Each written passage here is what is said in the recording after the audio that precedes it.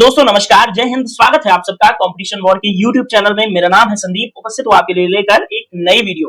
दोस्तों आज की वीडियो में हम बात करने वाले हैं पाकिस्तान अधिकृत कश्मीर के अंदर लगातार पाकिस्तान सरकार के खिलाफ विरोध प्रदर्शन हो रहे हैं। इसी के संबंध में ये न्यूज है, विस्तार पूर्वक पूरे घटनाक्रम पर नजर डाली जाएगी। साथ ही दोस्तों पाकिस्तान अधिकृत कश्मीर को हम मैप के थ्रू भी देखेंगे और साथ ही बात करेंगे हिस्ट्री पीओके की कि आखिर जम्मू कश्मीर जो कि भारत का एक अभिन्न अंग है, उसका एक महत्वपूर्ण हिस्सा पाकिस्तान के पास कैसे चला गया। इस पूरी कहानी को इतिहास के नजरिए से देखने की आज कोशिश की जाएगी। दोस्तों यदि आप चैनल पर नए हैं तो सबसे पहले आप चैनल को सब्सक्राइब कर दीजिए, बेल आइकन को हिट कर दीजिए ताकि आने वाले वीडियोस की नोटिफिकेशंस आपको टाइम टू टाइम मिलते रहें। साथ ही डिस्क्रिप्शन को चेक करना मत भूलिएगा क्योंकि रिसेंटली चैनल पर पोस्टेड जो कुछ वीडियोस हैं उनके लिंक यहाँ पर प्रोवाइड कराए गए हैं। तो चलिए आइए घटनाक्रम की शुरुआत करते हैं। दोस्तों यहाँ पर न्यूज़पेपर की कटिंग के माध्यम से अपनी बातचीत का प्रारंभ करेंगे, जहां पर आपको हेडिंग के अंदर बड़ा बड़ा लिखा हुआ दिख रहा है कि गुलाम जम्मू कश्मीर में लग रहे हैं पाक से आजादी के नारे, हिंसक प्रदर्शन जारी। और उस प्रदर्शन का लेवल आप यहाँ की जनता जो भीड़ है उससे आप अंदाजा लगा सकते हैं। इस वीडियो को आप थोड़ा सा रोक करके पूरे न्यूज़पेपर को जो कटिंग लगाई गई है उसको अच्छे से पढ़िए, लेकिन फिर भी यहाँ पर जो कुछ हाइलाइटेड पॉइंट्स हैं उसका मैं जिक्र किए देता हूँ। यहाँ पर जैसे आप देखेंगे कि हिंसा में 100 से भी अधिक लोग जो है हुए हैं, घायल हुए हैं।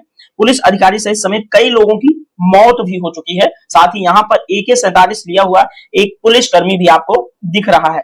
दोस्तों आटा और बिजली की मांग कर रहे हैं लोगों पर पाकिस्तानी सेना जो है वो गोलियां बरसा रही है, क्योंकि वहां पर हाल क्या है कि पीओके के अंदर दोस्तों आटा 300 से 500 रुपए प्रति किलो मिल रहा है। और अगर आप पाकिस्तान, बांग्लादेश, नेपाल, अमेरिका या सऊदी अरबिया चाहे जहां बैठे हैं तो मैं आपको इंडिया का रेट बता सकता हूं। इंडिया के अंदर अच्छे से अच्छा आटा आपको 30 से 35 रुपए केजी मिल जाता है, जो कि क्वालिटी के लिहाज से बहुत जबरदस्त होता है। हमारे एमपी का एक आटा होता है, मध्य प्रदेश का, जो हमारा एक मध्य में, इंडिया के मध्य में स्थित, बीच में स्थित एक राज्य है, वहां का आटा बहुत ज्यादा फेमस है। वहां का एक कोई गेहूं होता है, एमपी आटा उसको करके बोलते हैं। तो आप देख सकते हैं कि पीओके की जो हालत है, आप वैसे भी जानते हैं कि पाकिस्तान की इकोनॉमी इस समय इतनी चरमरा गई है कि वो IMF वगैरह या दुनिया के जैसे अरब कंट्रीज हैं उनके सिर्फ एड पर ही निर्भर हैं पाकिस्तान के लोग, क्योंकि वहां पर सरकार इतनी इनस्टेबिलिटी ला दी गई है सरकार के अंदर कि 6 महीना साल भर से ज्यादा कोई प्रधानमंत्री वहां पे टिक ही नहीं पाता। किसी देश में जब इस तरह से व्यवस्था भंग हुई होती है तो उस देश का भविष्य और वहां की महंगाई, हर एक चीज का हाल आप समझ सकते हैं। इसलिए जनता जो है ऊब गई है, इसलिए वो विरोध प्रदर्शन कर रहे हैं।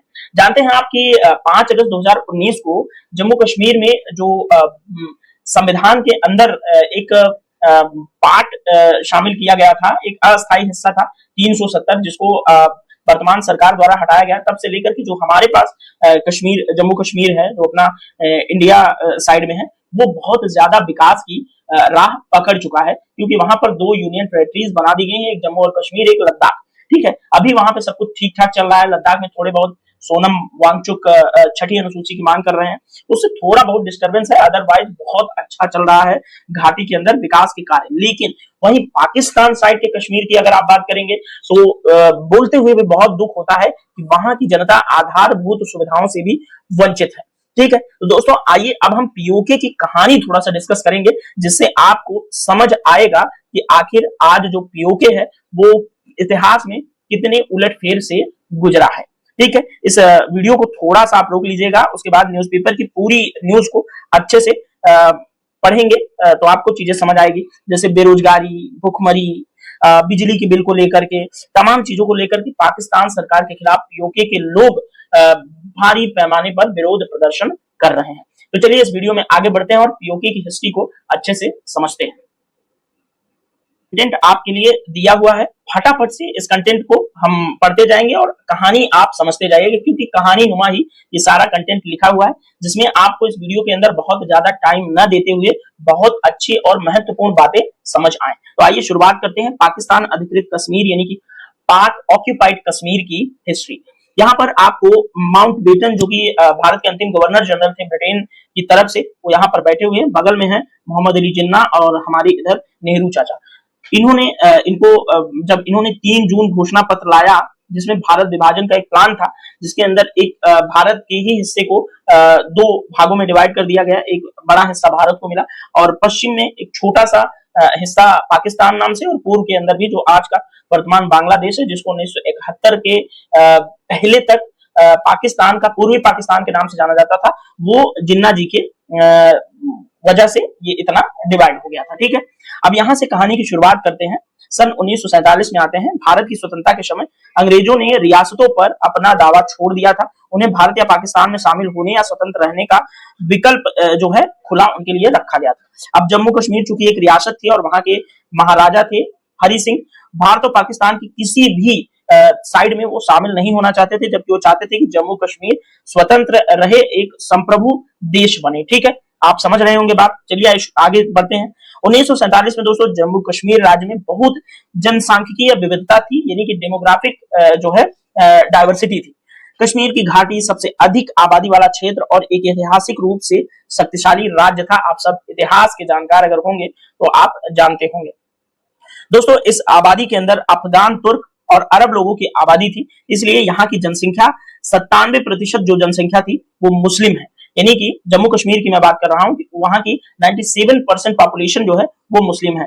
बाकी की बात करें तो 3% धार्मिक अल्पसंख्यक थे, जो कि ज्यादातर कश्मीरी पंडित समुदाय से थे, जिनको वहां से अब जोर जबरदस्ती करके विस्थापित कर दिया गया, उनके ऊपर काफी हिंसा की गई। दोस्तों जम्मू कश्मीर के पूर्वी जिलों में एक हिंदू बहुसंख्यक आबादी सांस्कृतिक रूप से हिमाचल प्रदेश की तरफ लगाव रखती थी, जबकि दूसरी ओर पश्चिमी जिलों जैसे कि कोटली, पुंछ और मीरपुर में मुस्लिम बहुमत था और इनका रुख जो है किधर था, पाकिस्तान की तरफ। अब कहानी को बस सुनते जाइए, आगे बढ़ते बढ़ते आपको चीजें वीडियो के अंत तक बहुत ही समराइज वे में और शॉर्ट वे में समझ आ जाएंगी। दोस्तों सन 1947 में पुंछ में महाराजा हरि सिंह के खिलाफ विद्रोह शुरू हो गया था। इस विद्रोह का कारण क्या था कि हरि सिंह द्वारा इस क्षेत्र में किसान पर दंडात्मक कर लगाया गया था। पाकिस्तान ने इस मौके का फायदा उठाना चाहा और 21 अक्टूबर 1947 को उत्तर पश्चिमी सीमा प्रांत के कई हजार पश्तून आदिवासियों, जिन्हें पाकिस्तान की सेना का समर्थन प्राप्त था, उन्होंने इस इलाके पर महाराजा हरि सिंह के शासन से मुक्ति कराने के लिए विद्रोह कर दिया। किस इलाके पर? पुंछ के इलाके पर किसानों पर जो है दंडात्मक कर लगाया किसने? महाराजा हरि सिंह। और पाकिस्तान इन सब चीजों को देख रहा था। उसके बाद उसने इस मौके का फायदा उठाया और नेशनल वेस्ट जो फ्रंटियर क्षेत्र था, वहां के कई हजार पश्तूनों को उसने मोबिलाइज किया। उसके बाद पाकिस्तान की सेना ने उसका समर्थन दिया और उसके बाद उन पश्तूनों ने महाराजा के खिलाफ विद्रोह शुरू कर दिया। दोस्तों महाराज के सैनिकों ने इस आक्रमण को रोकने की कोशिश की, लेकिन पाकिस्तान के समर्थन के कारण इन विद्रोहियों के पास जो है आधुनिक वेपन्स थे, इसलिए उन्होंने 24 अक्टूबर 1947 को लगभग पूरे पुंछ जिले पर नियंत्रण कर लिया। जो आक्रमणकारी थे यानी कि पश्तून जो आदिवासी थे उनकी बात चल रही है, उन्होंने मुजफ्फराबाद, बारामूला के शहरों पर कब्जा कर लिया और राज्य की राजधानी श्रीनगर से उत्तर पश्चिम में 20 मील दूर तक पहुंच गए। उन्होंने इन जिलों में दुकानों को लूटना शुरू कर दिया। महिलाओं और बच्चियों के साथ इन्होंने बलात्कार की। कहानी को सुनते जाइए, अभी आपको सारा कुछ स्पष्ट हो जाएगा कि पाकिस्तान का चरित्र कभी कभी कितना घिनौना हो जाता है। मैं वहां की जनता की बात नहीं कर रहा हूं, जनता हर देश की बहुत अच्छी होती है, वो एक दूसरे के साथ पीस एंड हार्मनी की डिमांड करते हैं, लेकिन जो वहां पर बैठे हुक्मरान होते हैं वो हमेशा छोटे छोटे लाभ के लिए अपनी ही जनता को खत्म करने पर तुले हुए होते हैं। चलिए कहानी में थोड़ा सा और आगे बढ़ेंगे।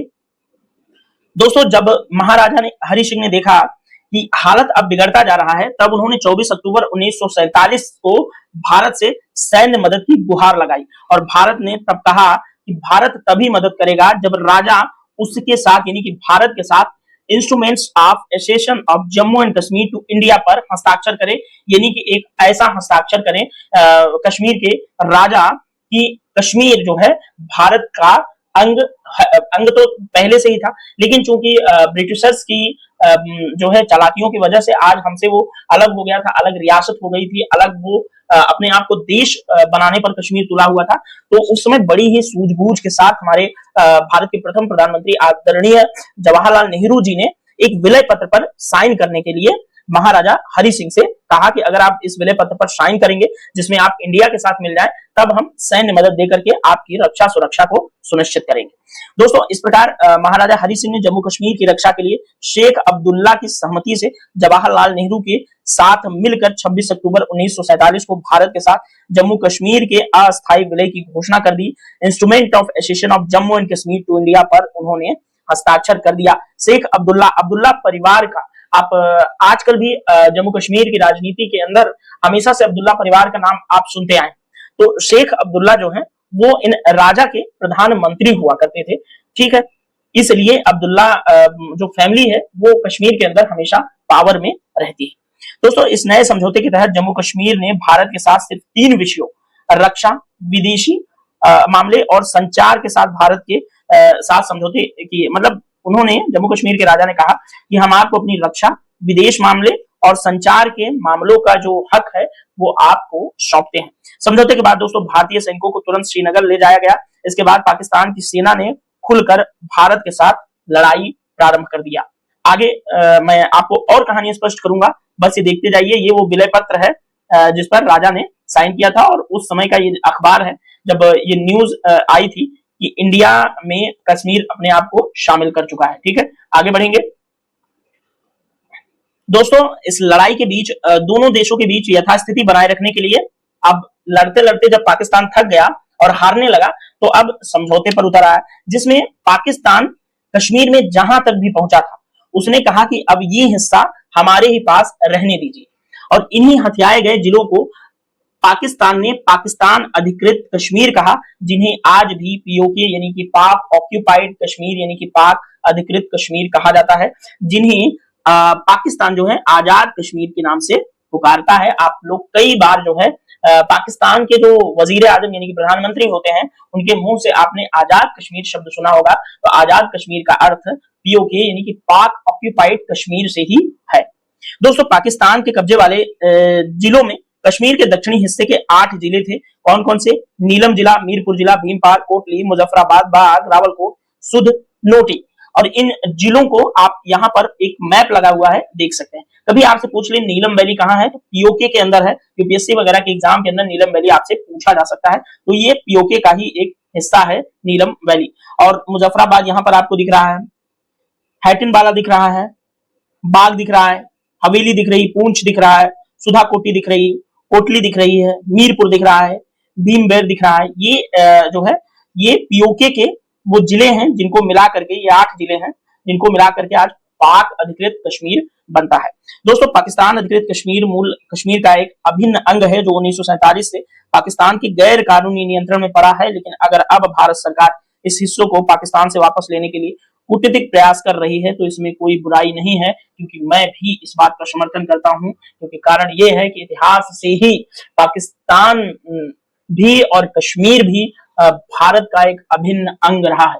चलो, कश्मीर को पाकिस्तान को तो हम छोड़ देते हैं, क्योंकि आज आधुनिक राज्य के संदर्भ में वहां के भी लोगों को अपनी इच्छाओं से जीने का अधिकार है। लेकिन जो हमारा अपना खुद का हिस्सा है, कश्मीर का हिस्सा है पीओके, जिसमें से ऐसे आप एक लाइन अगर ड्रॉ करेंगे तो जो हमारा एनिमी कंट्री है चाइना, वो यहाँ से सीपैक नाम का एक सीपीईसी चीन पाकिस्तान इकोनॉमिक कॉरिडोर ले जा रहा है, जो कि हमारे देश की यानी कि हमारी संप्रभुता सॉवरेनिटी का उल्लंघन है।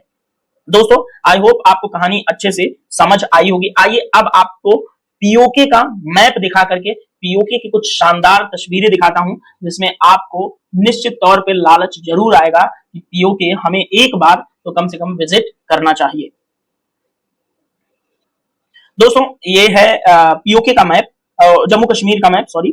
पीओके आपको यहाँ पर ये वाली जो लाइन है, लाइन ऑफ कंट्रोल इसको बोलते हैं, और ये जो ग्रीन पूरा हिस्सा दिख रहा है ये पीओके है।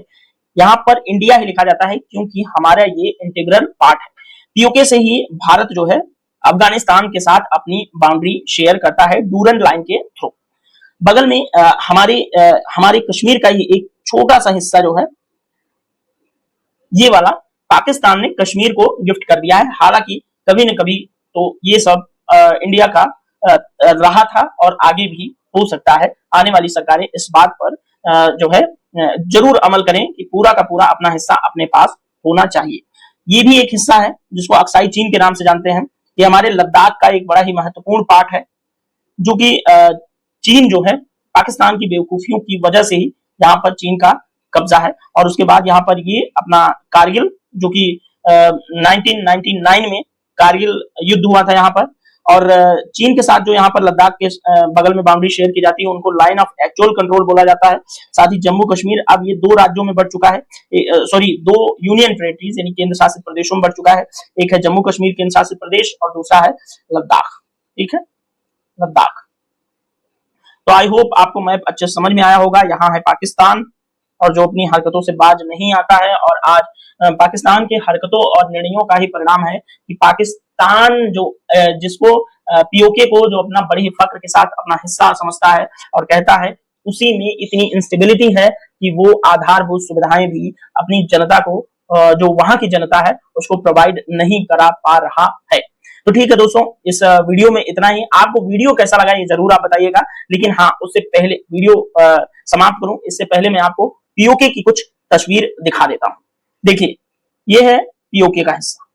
देखिए कितनी खूबसूरत तस्वीर है पीओके की, और इसको देख करके आपको स्विट्जरलैंड वगैरह की याद नहीं आती। और ये देखिए एक तस्वीर, और यहाँ पर 2 तस्वीरें आपको दिखाता हूँ। देखिए कितनी खूबसूरत लैंडस्केप कि मतलब अगर आप वहां पहुंच जाओ तो आपका आने का मन ही ना करे। और एक तस्वीर देखिए, ये देखिए यहाँ पर कितना खूबसूरत है, सचमुच अद्भुत है ये नजारा। और ये वीडियो आपको कैसा लगा आप लोग कमेंट बॉक्स में अपना बताएंगे। उसके बाद ये वीडियो देखने के लिए आपका बहुत बहुत धन्यवाद। मिलेंगे नेक्स्ट वीडियो में। Thank you so much. आपका दिन शुभ।